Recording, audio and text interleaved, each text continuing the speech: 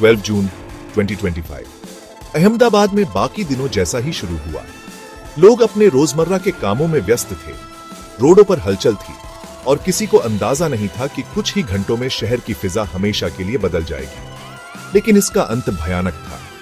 Air India की flight AI-171, जो London जाने वाली ड्रीमलाइनर थी, टेक ऑफ के कुछ ही देर बाद अचानक तकनीकी खराबी के कारण क्रैश हो गई और बीजे मेडिकल कॉलेज कैंपस में आग के गोले में बदल गई। हादसा इतना जबरदस्त था कि दूर दूर तक धुआं और चीखें गूंज उठी। 274 लोगों की जान चली गई। 241 लोग प्लेन में थे और 33 जमीन पर। बचाव दल ने तुरंत मोर्चा संभाला, लेकिन तब तक बहुत देर हो चुकी थी। सिर्फ एक पैसेंजर बचा, जो इस हादसे का अकेला गवाह था। उसकी हालत भी नाजुक थी, लेकिन उसकी गवाही से हादसे की असल वजह जानने की उम्मीद जगी। देश सदमे में था।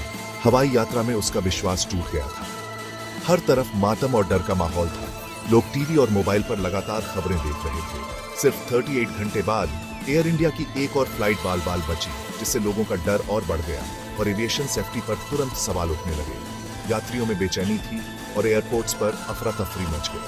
DGCA ने सेफ्टी चेक का आदेश दिया और हर एयरलाइन को अपनी सुरक्षा प्रक्रियाओं की समीक्षा करने को कहा। एयर इंडिया ने फ्लाइट्स कम कर दी, लेकिन ये सिर्फ रिएक्टिव कदम है। यात्रियों की संख्या घट गई और एयरपोर्ट्स पर सन्नाटा छा गया। असली बदलाव के लिए सख्त मेंटेनेंस, बेहतर पायलट ट्रेनिंग और एक ऐसा कल्चर चाहिए जहां सेफ्टी से कभी कोई समझौता ना हो।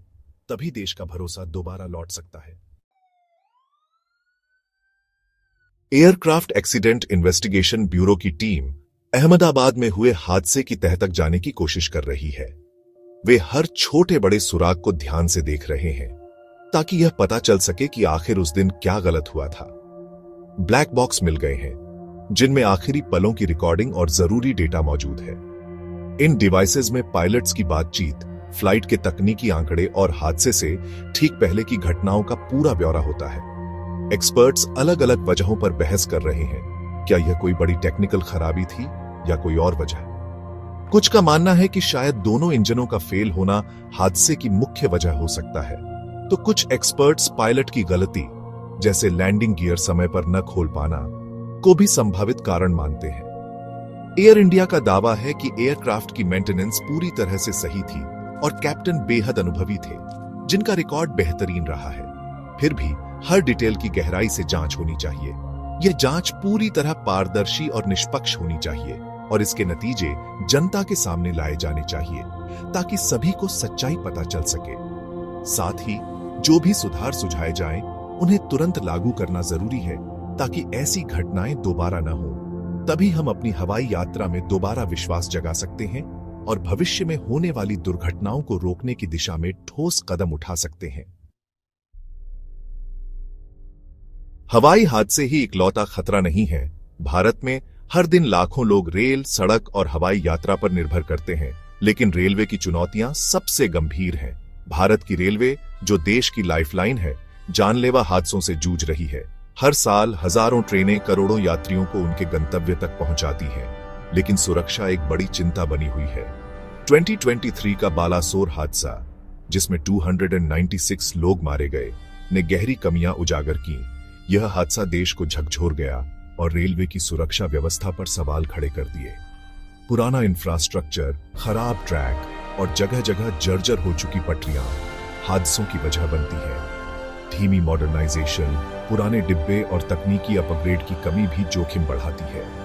इंसानी गलती, स्टाफ की थकान और कर्मचारियों की कमी से भी दुर्घटनाएं होती हैं। और कवच जैसी सेफ्टी टेक्नोलॉजी का कम इस्तेमाल जोखिमों को और बढ़ाते हैं। कई जगहों पर सुरक्षा उपकरणों की कमी है। जाने बचाने के लिए भारत को तुरंत देश भर में कवच लगाना चाहिए, ताकि टक्कर जैसी घटनाएं रोकी जा सके। ट्रैक और सिग्नल को मॉडर्नाइज करना चाहिए और नई तकनीक अपनानी चाहिए, ताकि रेल यात्रा सुरक्षित हो सके। स्टाफ की थकान को दूर करना चाहिए और सुरक्षित कोचों का इस्तेमाल बढ़ाना चाहिए। रेगुलर सेफ्टी ऑडिट में इन्वेस्टमेंट जरूरी है, ताकि हर स्तर पर सुरक्षा की जांच हो सके। सरकार को अभी काम करना चाहिए। नीतियों और बजट में सुरक्षा को प्राथमिकता देनी चाहिए। रोजाना लाखों यात्री इस पर निर्भर करते हैं और उनकी सुरक्षा सबसे अहम है। सेफ्टी किसी और त्रासदी का इंतजार नहीं कर सकती। अब बदलाव जरूरी है। सड़क यात्रा भारत का सबसे जानलेवा संकट है। हर साल 150,000 से ज्यादा लोग मरते हैं, जिससे हमारी रोडें दुनिया की सबसे खतरनाक रोडें बन जाती हैं। तेज रफ्तार, नशे में ड्राइविंग, खराब सड़क की हालत और ढीली कानून व्यवस्था इस महामारी को बढ़ावा देती है। हेलमेट और सीट बेल्ट न पहनने से छोटे और गंभीर हो जाती हैं, जबकि धीमी इमरजेंसी रिस्पॉन्स से जाने जाती है। सख्त कानून व्यवस्था, बेहतर रोड इंजीनियरिंग और लगातार पब्लिक अवेयरनेस जरूरी है। स्पीड कैमरे और भारी जुर्माने जैसी टेक्नोलॉजी को उल्लंघन करने वालों को रोकना चाहिए। एक मजबूत इमरजेंसी रिस्पॉन्स नेटवर्क अनगिनत जानें बचा सकता है। सड़क सुरक्षा एक राष्ट्रीय मिशन बनना चाहिए। हवाई, रेल और सड़क दुर्घटनाएं भारत की यात्रा सुरक्षा में एक गहरा संकट दिखाती है। हमें जवाबदेही और टेक्नोलॉजी, ऑडिट और पारदर्शी दुर्घटना रिपोर्टिंग में सक्रिय निवेश की मांग करनी चाहिए। एयरलाइंस और कार निर्माताओं को मुनाफे से पहले सुरक्षा को प्राथमिकता देनी चाहिए। सरकार को सख्त मानक लागू करने चाहिए। नागरिकों को सतर्क रहना चाहिए, बेहतर की मांग करनी चाहिए और अपने व्यवहार में बदलाव लाना चाहिए। अहमदाबाद की त्रासदी एक टर्निंग पॉइंट बने। बहुत हो गया। हर यात्रा सुरक्षा के वादे के साथ शुरू और खत्म होनी चाहिए। अभी कार्रवाई का समय है।